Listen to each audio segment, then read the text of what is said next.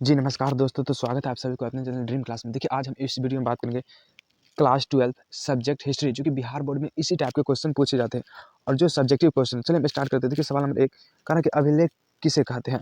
जी हाँ दोस्तों, तो अभिलेख किसे कहते हैं। देखिए इसका जगह अभिलेख पत्थर, धातु आदि की सतहों पर उत्कीर्ण किए गए पठान सामग्री को कहते हैं। इसका उपयोग प्राचीन काल से ही हो रहा है। जी हाँ दोस्तों, याद रखिएगा कि अभिलेख का उपयोग किस काल से हो रहा है, तो प्राचीन काल से। यह मुख्य रूप से शासकों का राज्य देश होता था। सबसे प्राचीन अभिलेख अशोक के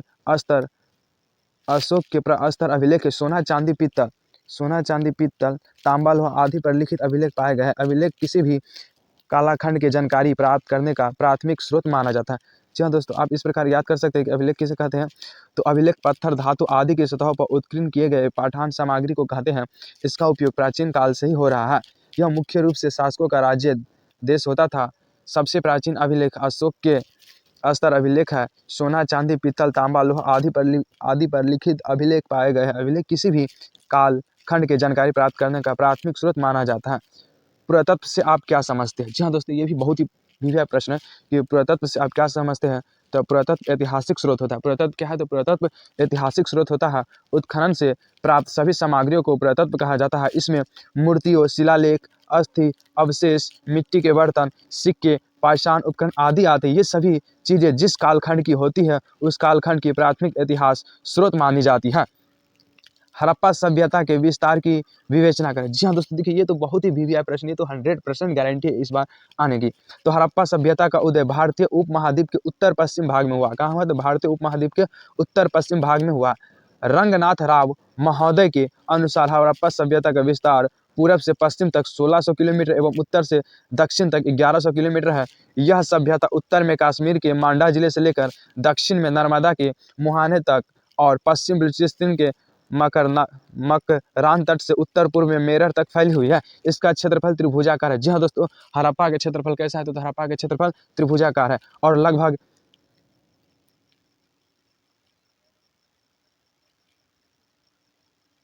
12,99,60 वर्ग किलोमीटर में फैला, जो निश्चय ही पाकिस्तान अथवा प्राचीन मिस्र या मेसोपोटामिया से बड़ा है। अब तक इस सभ्यता के लगभग 1000 स्थलों का पता चला है, जिनमें नगरों की संख्या केवल 6 है। जी हाँ दोस्तों, याद रखिए हड़प्पा सभ्यता में नगरों की संख्या कहते हैं, नगरों की संख्या 6। इनमें हड़प्पा और मोहनजोदड़ो सबसे महत्वपूर्ण नगर थे। अन्य नगर में चंदूरो, लोथल, कालीबंगन और बनवाली है। इस सभ्यता के अवशेष गुजरात राज्य में रंगपुर तथा रोज रोजदी में भी मिले। देखिए इसमें बहुत ही ऑब्जेक्टिव आ सकते हैं। हड़प्पा सभ्यता की जल निकासी प्रणाली की क्या विशेषता थी। तो हड़प्पा सभ्यता की जल निकासी प्रणाली काफी विकसित थी। नगरों में नियोजित जल निकासी प्रणाली आधुनिक नगर योजना के समान थी। यहाँ के नगरों में घरों, नालियों एवं सड़कों का एक साथ नियोजित रूप से निर्माण कराया गया था। सड़कों की तरह नालियां भी एक दूसरे को समकोण पर काटती थी। घरों से पानी गली के नाली में तथा वहां से शहर के मुख्य नाली में जाती थी। नालियों में जगह जगह चह चह बच्चे बने होते थे, जिससे कूड़ा कचरा मुख्य नाले में ही जाता था। किस काल में, तो हड़प्पा सभ्यता के जल निकासी। हड़प्पा वासियों द्वारा व्यवहृत सिंचाई के साधनों का उल्लेख करें।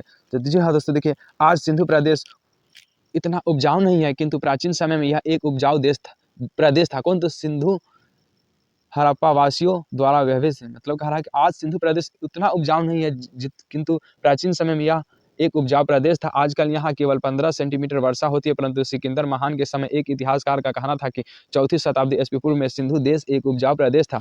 प्राचीन काल में सिंधु प्रदेश में वनस्पति प्रचुर मात्रा में थी, जो वर्षा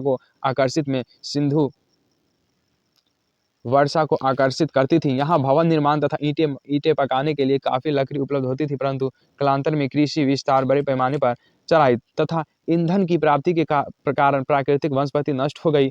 उन दिनों सिंधु में प्रतिवर्ष बाढ़ आती थी, जो अपने साथ इतनी अधिक जलोढ़ मिट्टी लाती थी, जितनी कि मिस्री में नील नदी भी नहीं लाती थी।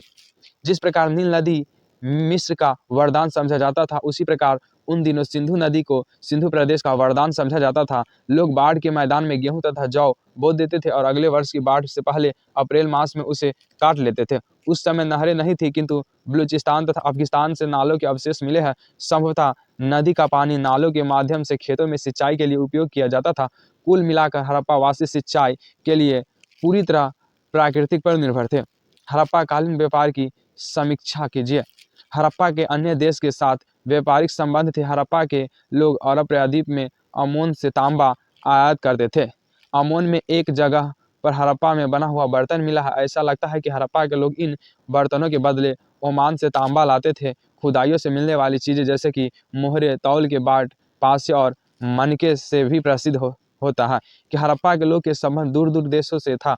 हड़प्पा और ओमान, बहरीन और मेसोपोटामिया के साथ समुद्री रास्ते द्वारा संबंध थे। हड़प्पा सभ्यता के लोग आंतरिक व्यापार भी करते थे। चंदूरों तथा लोथल में बने हुए मनके, चंदूरों तथा हड़प्पा जैसे नगरों